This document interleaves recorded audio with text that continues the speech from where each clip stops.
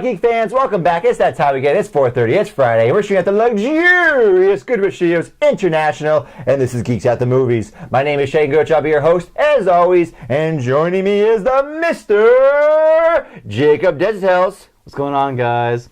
We have a lot of trailers to talk about. Again, that's all we talk about on the show, pretty much. But they're important. We like to talk about them. So what's the first one? Let's do this. Item number one of the Geek News, the first full-length trailer for Warner Brothers' upcoming Wonder Woman has been released. This is the second trailer. There was, I guess, a teaser trailer. Yeah. I guess that's what they're calling it. Yeah. To me, that seemed like a perfectly fine trailer. Yeah. Okay, but Jacob, what did you think of the second trailer of Wonder Woman? Well, we got a little bit more insight into Wonder Woman on the island of Themyscira and her life there, and like how it gets all turned upside down when Steve Trevor crash lands on there.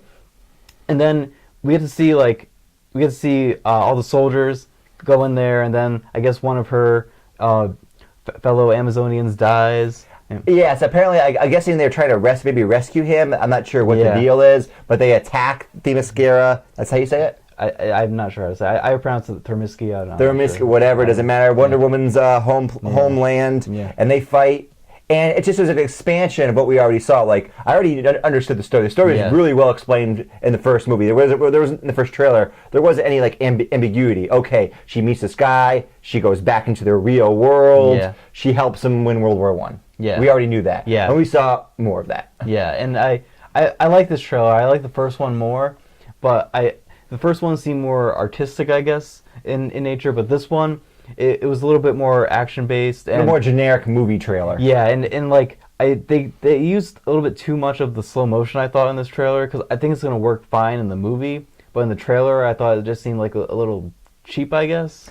See, that didn't bother me. I've heard other people make complaints about that. To me, the scenes where I saw the slow motion, and maybe I'm wrong, they didn't seem like it's going to be overused in the film, but they're used at dramatic moments. Yeah. But when you shove every slow motion scene right next to each other, that can throw you off. But I wasn't bothered by that. I still think the movie looks great. It looks fantastic. I still liked some of the humor in there. I still felt like it just looked like a good cohesive movie that I'm gonna be really excited for. And the action still looked great.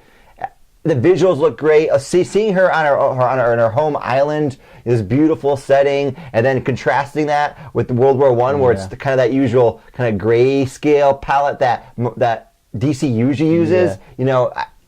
I liked it. Yeah, I think they're trying to balance their usual grayscale with what they introduced in Suicide Squad, which was very colorful and bright. I think trying to combine those two in this movie, and that's what they're probably going to do in all the other future movies too. But I'm excited for this movie. I think it looks awesome. Wonder Woman looks like a badass. Yes, that's what I wanted. She looks. Yeah. I know you said there's a bit too much slow motion, but to me, everything I saw went, wow, Wonder Woman's a fighter. Yeah. She's an Amazon warrior. She's ready to beat motherfuckers up. Yeah, and I can't wait to see what the action actually is in this movie, because we get to see little clips of it. And that just looks awesome. Yeah, you're right. You never actually really see any. You don't actually see any action scene in any length. Yeah, it's just a little clip, 2 seconds of this, 3 seconds of that. Like the 2-second clip where she uses her lasso of truth. Yeah, that was just awesome. Yes, and what she did in Batman v Superman, that was awesome too. So it was fantastic. Yeah, I'm really excited for this movie. It's probably my most anticipated DC movie. Yeah. What other DC movies are there coming up? Justice League and Aquaman. So, and I'm pretty excited for Aquaman too, but we don't really know anything about that movie except for the director. But I am mostly excited for Wonder Woman. Yeah, Wonder Woman looks great. We're definitely gonna give a review when it comes out. Now let's move to item number 2 of the Geek News. The second trailer for the upcoming Kong Skull Island has hit the web. Jacob, yes. A few months ago, or maybe longer, we saw the first trailer for Star Trek Beyond, and I did not remember. I hated it. Yeah. I was like, "This is God, what are they doing?" They put sabotage in the trailer. There's so many problems with it. And then I saw the second trailer, and I was like, "Wow, this is so much better! I can't believe it. This doesn't make any sense." Yeah. This trailer I have an even bigger swing than that. So this is exactly what I wanted. Yeah, I knew you were going to say that. I knew you were going to say it. As soon as they introduced the skull crawlers in the trailer, I knew that's what you were going to say. I wanted Kong. I didn't want him hidden and wait till the very end. I wanted his show Kong and then have weird fucking monsters that he can bash. So they have the skull crawlers, they have a giant spider, they have other things probably. You know what I mean? That's what I wanted. I didn't just want humans versus Kong. Lame. And wait till the very end to show them. And I think it's important to have the humans in there because it shows you in the trailer that you get to see all these giant monsters from their view. And that's important because it makes them seem, giant like they actually are. Right. And I still love that shot of Samuel L. Jackson, like with flames around him, looking at the face of Kong. That was an awesome shot. Awesome. Yeah. I'm really excited for this. I was already excited, but now I'm even more excited. I had no idea John C. Reilly was in this movie either. Like he's the guy that's, I guess he's like some long lost captain that's like with the tribe that's on the on the island. But this trailer also showed a little bit more of the humor that's going to be in the movie, and I think that's also a little bit important. It didn't bother me at all. I thought I don't like John C. Reilly, but I was so invested in the fact that they're showing Kong and they're showing a bunch of other beasts that he's obviously going to fight at some point. I didn't care.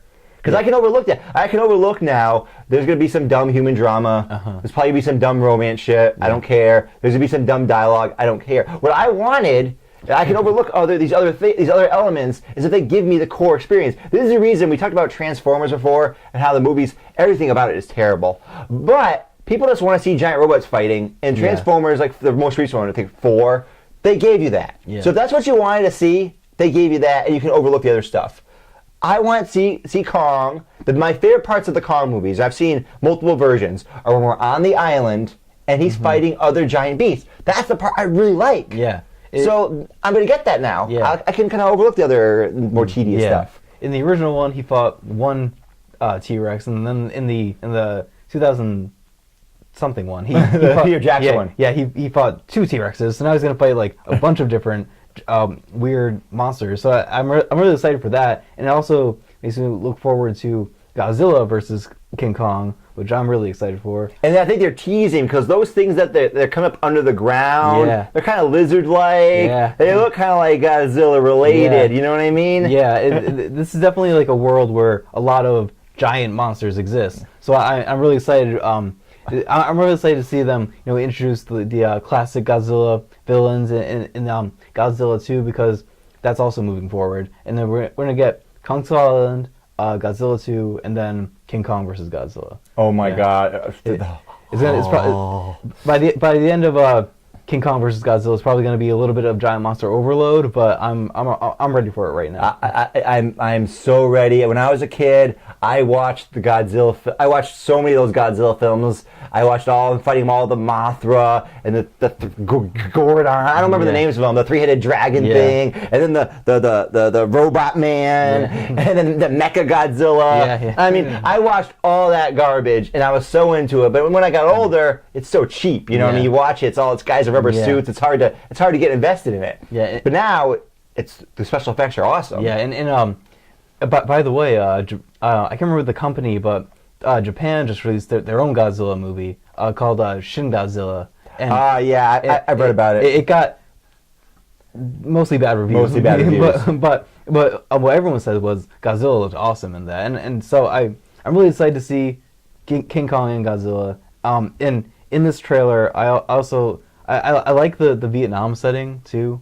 I think that time era. They had Creedence Clearwater Revival, which they always use for Vietnam. Always. I think that time frame fits with this movie. Yeah, and I'm guessing Kong is probably long-lived. So he's probably hundreds of years old. And he looks great. I thought seeing him walk through the water, you see how huge he is.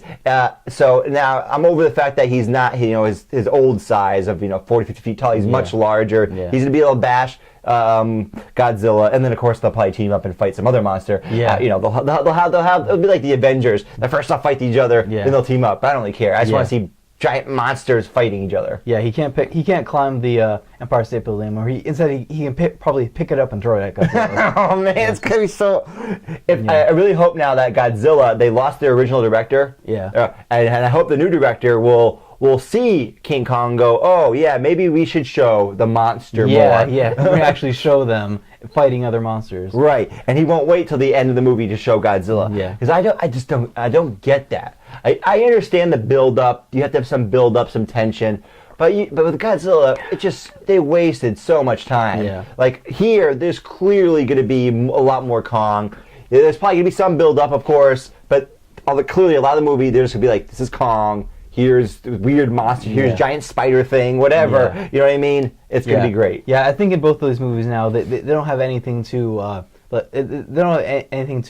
build up to. Right. It'd be stupid to do it. They don't have any introductions now. They just get right into it. I hope that is what they think. Anyways, we will definitely be there to watch. I think it gets released in May or March. It's sometime like early summer next year. So okay, well, we'll be there to watch it. Now let's move on to item number 3 of the Geek News. Paramount has released the first trailer for the upcoming Ghost in the Shell movie, which is based on the acclaimed anime, which I saw a long time ago and I don't remember much about. What are your thoughts?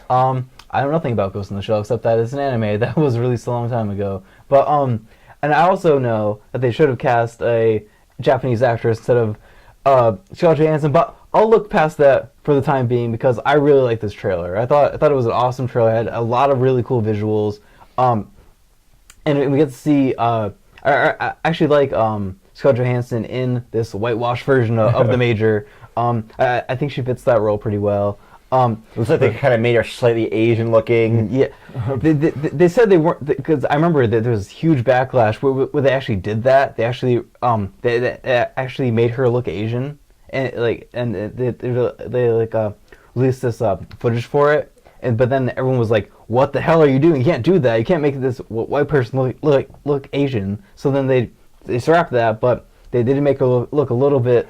I find that strange that.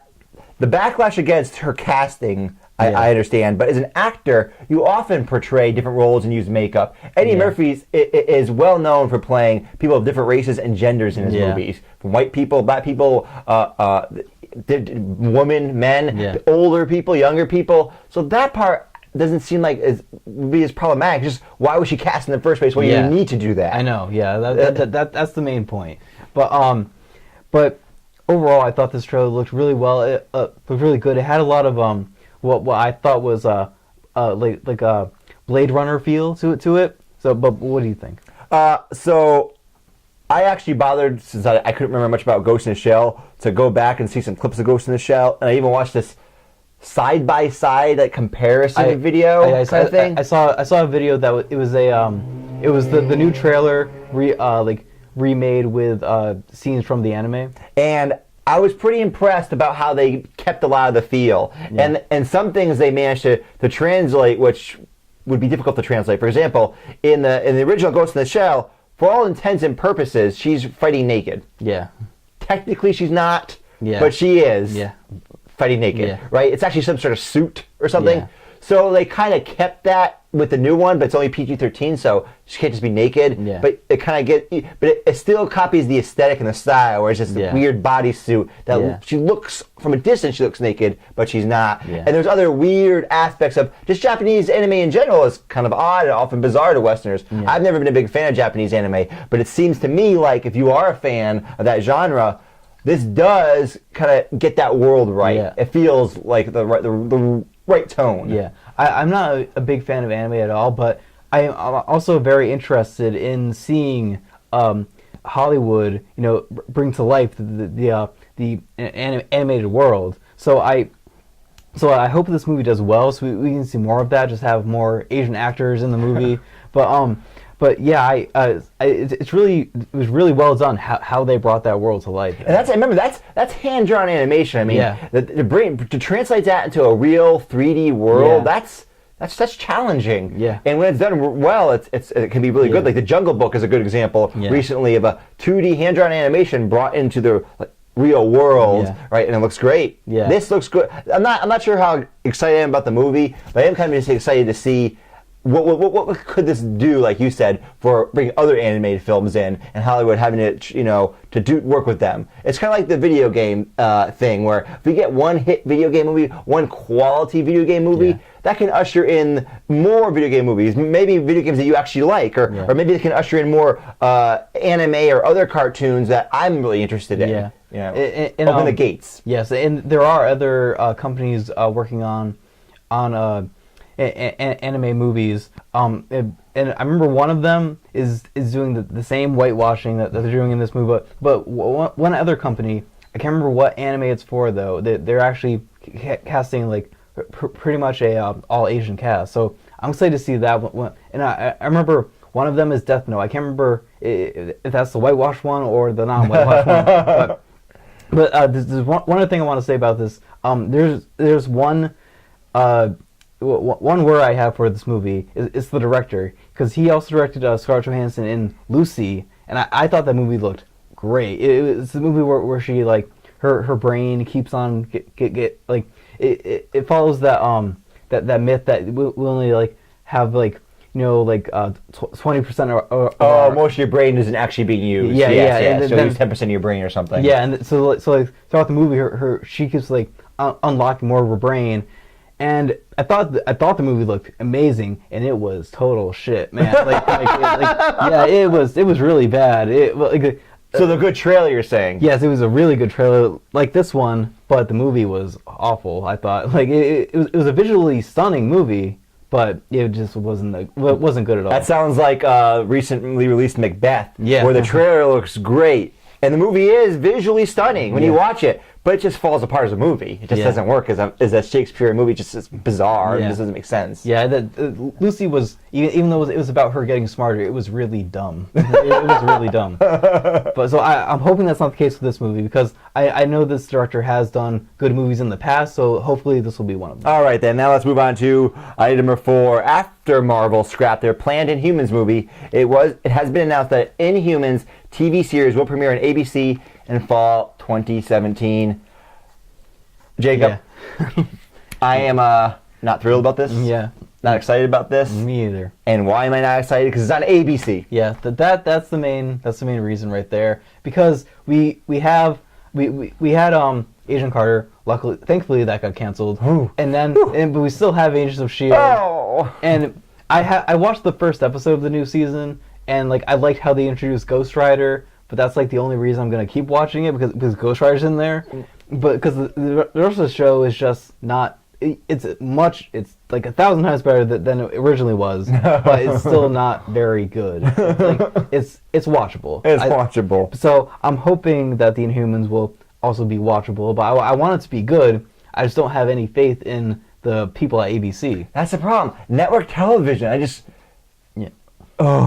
Every time it's on network television. I mean, there has been some shows like that on network television, but generally speaking, I just get so I go I get excited. It's like now when you see Netflix is doing, what you see Amazon is doing, what HBO's been doing for years, what FX is doing, AMC, these other channels. You're like, look at the quality they're achieving, and then look at the quality the networks are achieving, and it's on a different level. Yeah, it's just on a different level. Yeah, it's all of the Marvel properties that they don't want to be, like rated R, like Daredevil and Luke Cage. They're gonna put on ABC because that's owned by Disney. So that's what we're gonna get with that. But the one thing that gives me hope is that Inhumans has a lot of really good characters. I just don't want them to destroy them, because they have a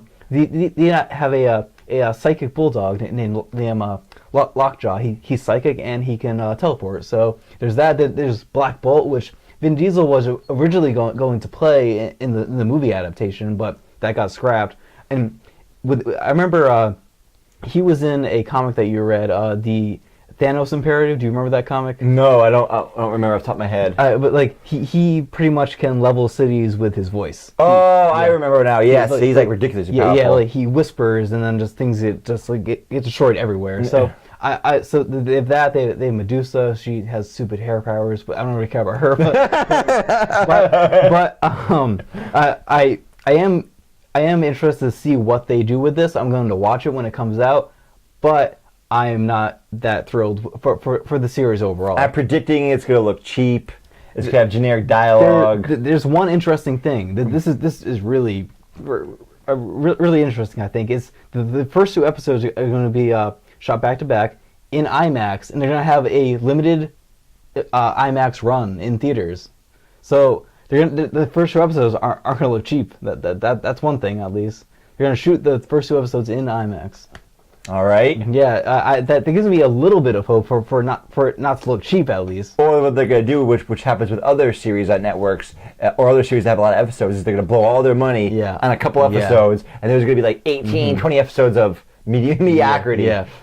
They're probably going to do the 22-episode run, but hopefully... I know. Hopefully they go with the 13-episode Please! Yeah, I know. It's not like Agent of S.H.I.E.L.D., which also should be a 13-episode show, but it's not like that where I don't think... It doesn't feel like it's going to be that type of show where... That format needs to die. It does.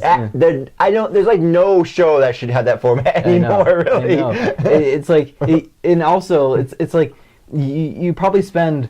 They probably spend, millions of dollars on the show, like, throughout the entire run. Yes. But you could make it so much shorter and put all of that money into better resources. Right, you can have double the budget per episode instead of having half the budget and spread out. I mean, this is what Game of Thrones is taking advantage of. They already have a very short season. It's only 10 episodes. They're going to 7. Mm-hmm. Why is their budget being lowered? No, it's not. If anything, it's probably going to get raised a little bit by another 10% or so. Yeah. But even if it's the exact same budget, it means each episode is going to have more money to work with. Right? They understand, like, you want to have quality over quantity. Come on, people, please work with me here. They're probably not going to get that, but maybe HBO will convince all the other companies to follow their route. But I don't think that's going to happen. No, it's not going to happen. So the advertisers, I mean, by having a bunch of episodes, they can have more advertising. I guess they make money. That's how they make money. That's how networks make money. Yeah, and Inhumans is kind of interesting. It also makes sense for it to be on TV, I think, more than a movie, because they introduced the Inhumans already in Agent of S.H.I.E.L.D. back in season 2. So I think that makes a little bit more sense. And also, they're like Marvel Studios' version of the X-Men. So I think that they can do some interesting things with that, but I don't have any faith in the people at ABC. No, I don't have any faith. But let's move on to something else. You have a little bit more faith in Cobb. Yes. Item number 5. Lucasfilm has released a new featurette for the upcoming Rogue One, a Star Wars story. Yes. So I am pretty much just talking about this because I want an excuse to talk about Star Wars. Yep. And because this featurette, it was interesting. It gave us a little bit of behind the scenes view of the movie, and we got to see probably 5 seconds of new footage, I guess. But I did like when they showed, I'm not sure if it was from the original movie, they showed a scene from one of the original Star Wars, and they showed like an updated scene from the new movie. Yeah, I thought that was cool. Yeah, I really like that scene too, with the guy on the Rebel base scanning the ship as the lookout. That was cool. I like that. Yeah, and then also let's see a new scene of a ship crashing. It was in that scene of the jungle battle. It was the AT. They're not called AT anymore, but the new ones in the walkers, the giant walker things. Yeah. When they're walking towards them and the guy shoots the rocket, right after that, a ship just crashes in front of them. So I'm really excited for this movie, and this movie also gave us a little bit more of the war feel that we like a lot. So I'm hoping that that is actually present in the movie, and we didn't get to see this in this, but there was a international trailer release where we got to see one new shot of Darth Vader with him, in his classic pose like this. His menacing pose. Yes. Well, what did you think about this featurette? I'm already on board with this movie, so I'm more on board now. I like it. I'm still wondering. I still got this thing in my mind. That robot. They say he's a battle droid, and they still haven't showed him doing any actual fighting. Is it going to be really fucking awesome, or am I going to be really disappointed? I really hope he's going to be a badass and tearing people apart. I think you're obsessed with this robot, Shane. They never have this giant, tall, I know. He looks cool. They say he's a battle droid, but they never show him doing any fighting. He just makes quips. I'm hoping that there is at least one scene where he just rips people apart. That's what I'm hoping. I mean, why is he so awesome and giant? Yeah. But I don't want to be setting myself up for disappointment when I find out all he is, he's like another R2-D2 or another BB-8. You know, he's just there to make quips and be cute and be funny. Yeah. I want him to be badass. I want to be both. I want to be. Well, yeah, you can be both. That's fine. Yeah. I want to have quips and everything. That's why they got Alan Tudyk, who is a comedic actor to voice him and probably do the motion capture too. But they got him to voice him. But I want him to see doing badass things as well. And I also definitely will be angry if they don't have Darth Vader doing badass things. Yes. I'm worried because we get news from the toys, right? So all the Darth Vader toys for Rogue One, none of them have him with his lightsaber out. It's just him standing there like this and like this. So I want to at least use the Force. Come on, man, we gotta have him in there. But I'm thinking they're probably just doing that because they don't want to. They don't want to show any spoilers. They're saving the really juicy stuff. I'm assuming they're saving the juicy stuff. And there's going to be a badass fight scene with Darth Vader. Maybe it'll be Darth Vader versus the battle droid. Nope. And that's how he'll die because he's not in any other movies. Yeah. So he'll die heroically in this epic battle. Yes. But even though Darth Vader would probably just crush him by going like this. Let's not talk about those details, Cobb. Okay. I was an epic robot droid battle. Yes. And also maybe the one person in this movie who seems to be able to use the Force, the blind character played by Donnie Yen. I want to see maybe he'll fight Darth Vader. Oh, you're right. Maybe, yeah. I mean, because it seems to me a bunch of these characters have to die, right? Yeah. Yeah, a lot of them have to die. Because it just wouldn't make sense for them to be around anymore. You could probably keep a few around. It wouldn't be a big deal. But if most of them stayed alive, that doesn't seem realistic. Yeah, it wouldn't be a big deal if we didn't see a few of them in the other movies. But most of them, like we wouldn't see the whole crew. That would feel a little jarring, probably. Yes, it would. So I'm thinking like it's going to be a lot of sacrifice towards the end. People are going to have to die, and it could be an epic thing where Darth Vader's fighting a whole bunch of them. Yeah. Oh, I can't work myself up. I can't work myself up. Yeah, you can't get too excited. But I am really excited. Hopefully, I've already said this before on the show, but hopefully, we already talked about Godzilla, but this is the director of the first Godzilla movie, Gareth Edwards. Hopefully he doesn't save Darth Vader for the end. He just keeps cutting away. He's about to do something, he's about to kill a guy, about to fight, and cuts away. Well, hopefully that doesn't happen.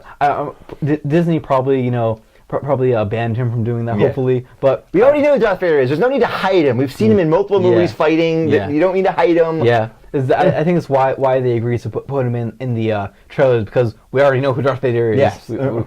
Everybody knows. So everyone knows. Yeah, I'm really excited for Rogue One: A Star Wars Story. Tickets still haven't gone on sale for the theater around here. I can't wait to buy the tickets for the midnight IMAX screening. I really want to see that.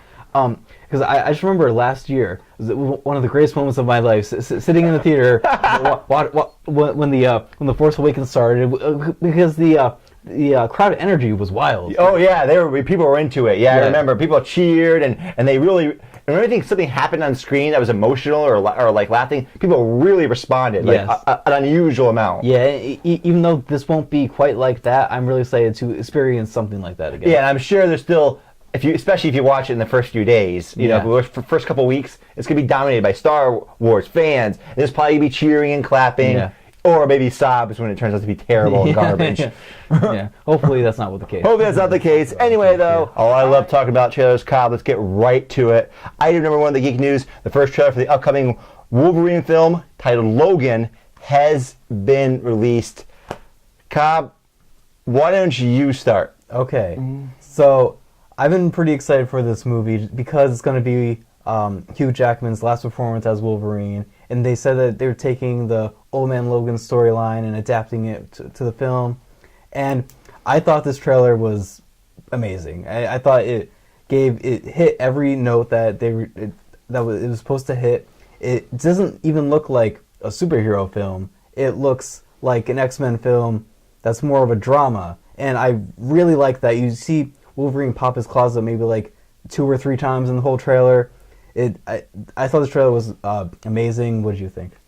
So let me first say that I was, when I first watched the trailer, I almost didn't know what to think because it was so different than what I expected. I did not expect this, and I mean, it was so out of left field. I was like, whoa, what did I just watch? So I had to rewatch it again right afterward just because I really didn't have an opinion. I'm like, I don't know what I just saw. And I agree with you, this trailer is amazing.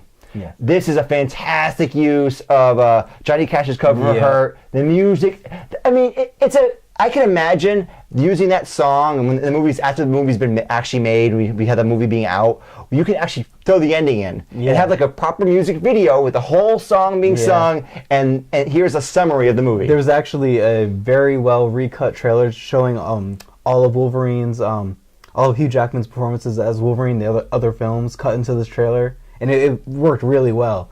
But yeah, this trailer, it hit all the right notes, I thought, and you know who the smaller hand is in the poster now is? It's that little girl they find who a lot of people are saying it's pretty obvious that she's going to be X-23, who is like a variation of Wolverine. She has 2 claws instead of 3, but and you actually like see her like attacking someone in the trailer very briefly, too. yes. Yeah, so I'm just over the moon about this trailer. I'm really excited for this movie now because the last 2 Wolverine movies haven't been all that great. The first one was awful. Garbage. I don't want to remember it. The second one was better, and this is the same director as the Wolverine as well. So I'm thinking that him and Fox probably took all the problems that the fans had with the second movie, and now are. I hope. But here's my one concern: the second movie falls apart at the end because it goes full comic book. It makes no sense. It comes out of nowhere. Yeah. This movie, I wouldn't even know it was a superhero film. I was like, oh yeah, the guy has some claws. That's not really major. You don't know that. I mean, we see Professor X, but we don't really see him doing anything with his mind. I don't think. Yeah, I really liked how they're in that like falling over a water tower. Yeah. And they made it into a Cerebro. Yeah, that's what it looks like. Yeah, right? It was really cool. Yeah. and I loved all the interaction between Patrick Stewart, Hugh Jackman, and the girl. It seemed like there was a good bonding and believable chemistry between the characters. Yeah. I mean, Patrick Stewart, this probably his last time playing Professor X, and he knows the role really well. Yeah. Hugh Jackman knows the role really well. They've been in a bunch of movies together now, so they know how to play off each other. My only concern after seeing this trailer, because it was so amazing, is the movie going to do the thing the second one did, where it's grounded, it's believable, and then they kind of go off the deep end. I hope not. I hope that... There's so little comic book stuff in this movie. I hope that it has some superhero feel to it, but I don't want it to feel like the other X-Men movies because just from this trailer it shows that it's more grounded. It's so...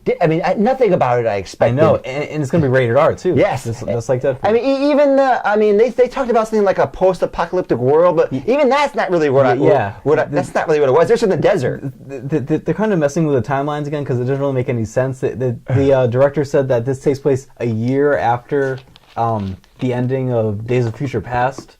So, like, and the future was perfect then, so it goes to shit really fast, apparently. But it doesn't go that much of shit. I mean, it looks like Wolverine is a limo driver or something. Yeah, but it also shows that, like, the mutant, like, he says that the mutants, like, are like, all gone now. Yeah, it seems that the world hasn't so much ended. I mean, like, it's just more like the mutants are on the outs for some reason. Something happened to the mutants. Yeah.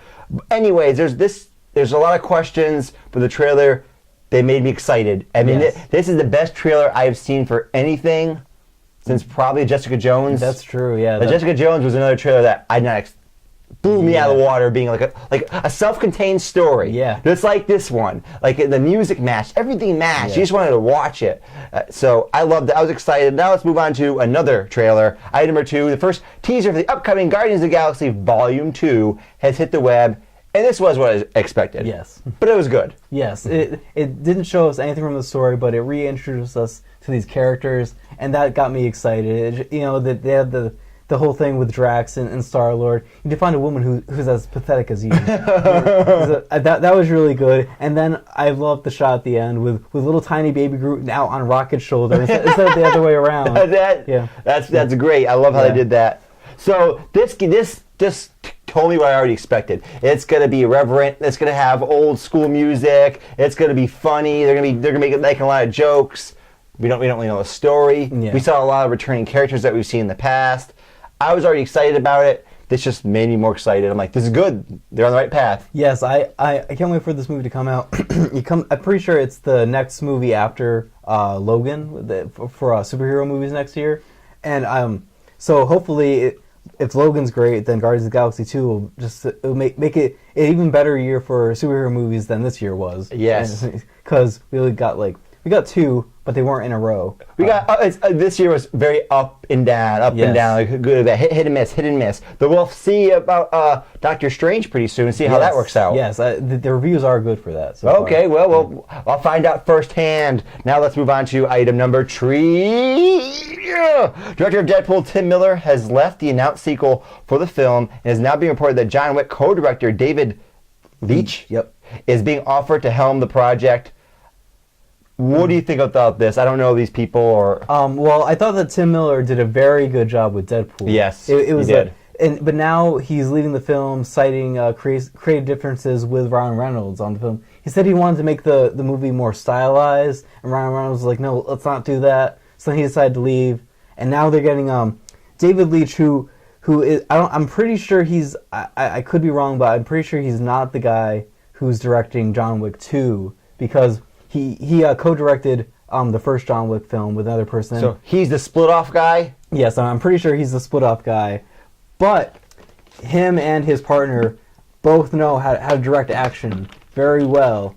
So, and that's something that needs to be in a Deadpool movie. Yes. After you see the first one, if they're going to raise the stakes more, you need to have bigger action, a lot more violence, just a bigger story overall. Do you know how much of a role Ryan Reynolds played in the first film creatively? I'm pretty sure he had a pretty big hand in it. Like, I don't think he, wrote any page of the script or anything, but I'm pretty sure he had a big part in the character of Deadpool himself.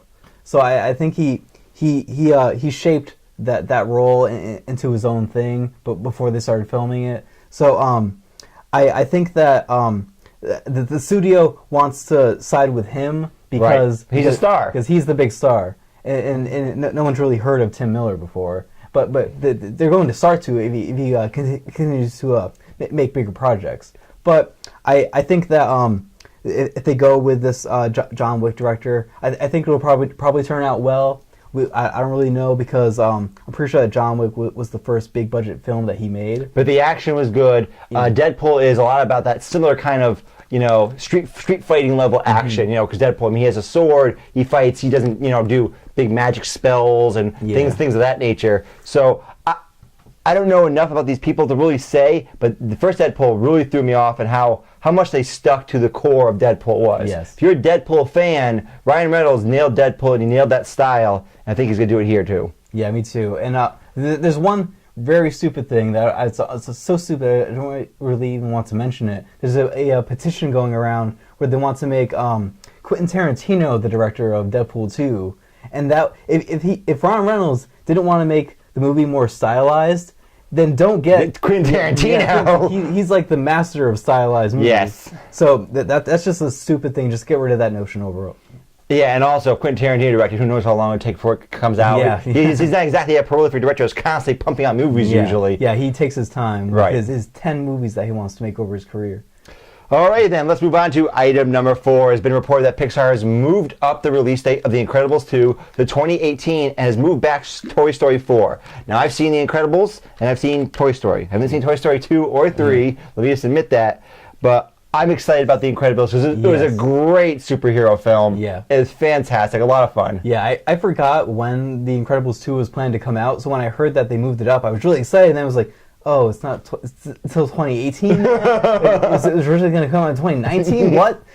They announced this movie way too early, but they wanted people to get excited about it. And I am very excited to see The Incredibles 2 because the first one was just, it had such a unique feel. But now in the age of superhero movies, they all try to have their own feel to the movies. Oh, right. So when was the first one released? Like 2004? Yeah, 2004. Okay, so that's quite a long time ago. So it's not as unique now. You really have to work on your craft. Yeah, and I just really liked the beginning of the movie when it took place in like the like 60s or 70s, and it had that like spy feel to it. Yeah, it was awesome. Yes, and so I'm really excited to see what they do with the second one. I hope that it's like it's actually like 15 years later.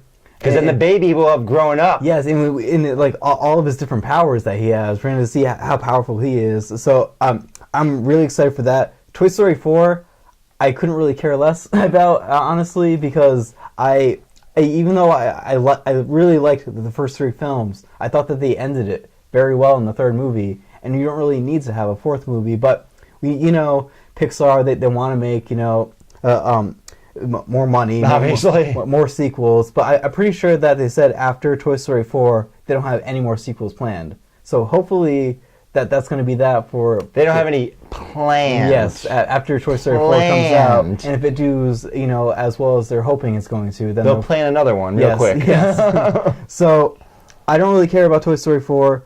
But I am very excited for The Incredibles 2. Yeah, I'm excited about The Incredibles 2. I need to see the other Toy Stories to get excited about the Toy Story 4. Yeah. But Pixar, I haven't seen that much from. I know I'm a horrible person, but what I have seen has been very high quality. I mean, they are high level. They are amazing. So I'm really excited about The Incredibles 2. And let's move on to something a little different. We don't talk about too much, but I really want to talk about this. So item number 5 is another trailer. This time it's for a video game. Rockstar Games has released the first trailer for the highly anticipated Red Dead Redemption 2. Now this is an open world Western game. If the original Red Dead Redemption, people kind of said it was kind of like Grand Theft Auto, but takes place in the Old West. I never played much of Grand Theft Auto, so I'm not really sure if that's true. It's made by the same people. It's made by the same people, I know that. Yeah. But I remember playing Red Dead Redemption, and I didn't even own the console. I've been a PC player for years. But I saw the game, like, this is so cool. It's an open world Western. You ride horses, you hunt buffalo, you do treasure hunts. I mean, it's wild. All the things you could do, I'm like, this is so cool. So when I heard about a second one, I'm like, well, I gotta see the trailer.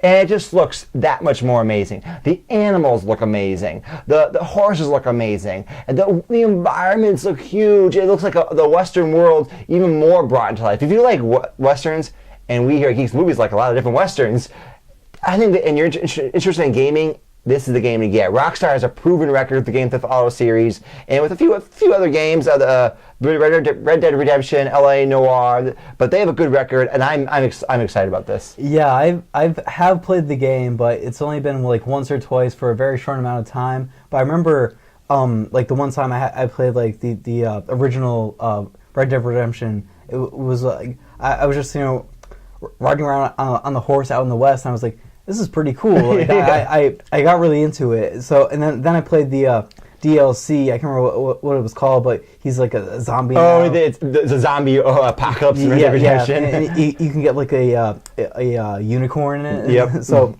I am going to play that game eventually, and then.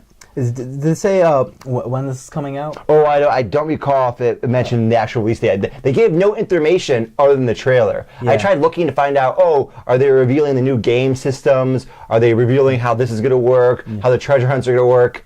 As far as I can find, maybe since we broadcast this, Rockstar's actually released a proper press release that says, we're going to do this in the game, but no storyline info, just like a minute of amazing footage. It looks beautiful. I think they did say that it is going to come out next year at least. So you don't have to wait that much longer for it. But I am very excited for this. And I actually do want to talk more about video games in the future on this show because there are a lot of video games coming out next year that I'm very excited for. Like the Injustice Gods Among Us 2. I'm very excited for that game. And then there's a new Spider-Man game coming out that I'm also very excited for. So, yeah, we're probably going to expand our news items to video games in the future, but for this game, I don't really have that much to say about it because I've only played the first game very quickly, but... I played it, I beat it. Well, it's open world, there's all kinds of stuff you can do, but I played through the main storyline, and what I saw in the trailer was more of the stuff I liked in that game. It just made better. I mean, that game was so so detail oriented too. I mean, they had a whole ecosystem where there was mountain lions and hedgehogs and all kinds of creatures. The horses were realistic, and now they've gone to the next level of this game. I mean, I saw it looks like there's animals hunting each other. Like I was like, what's going on? They're fighting each other. I mean, I'm very excited about this. And there's one other thing that popped into my mind while talking about this. Have you seen the Assassin's Creed 2 trailer? Oh, and I haven't seen the second trailer yet, no. Oh, too bad. Well, stay tuned for us to talk about the Assassin's Creed 2 trailer. I'm pretty sure I know what can be said about it based off the first trailer, but, well, I'm going to have to watch it to make sure. Yeah, watch it to make sure. You'll find out more. But right now, sadly, we've reached the end of Geeks at the Movies for today. It's a sad time. Sad time. Yes. Tell them all the stuff you tell them. You can find more exclusive geek content on our YouTube channel at Geeks at the Movies, and you can like us on Facebook and follow us on Twitter at Geeks at the Movie. And you can email us, geeksatthemovies.ct@gmail.com. Remember to like, comment, subscribe, and share. All that great stuff. Anyways, my name is Shane Goodrich. This is Jacob Desitels. And we've been Geeks at the Movies.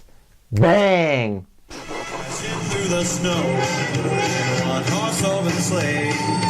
O'er those fields we go, laughing all the way. Bells on bobtail ring, making spare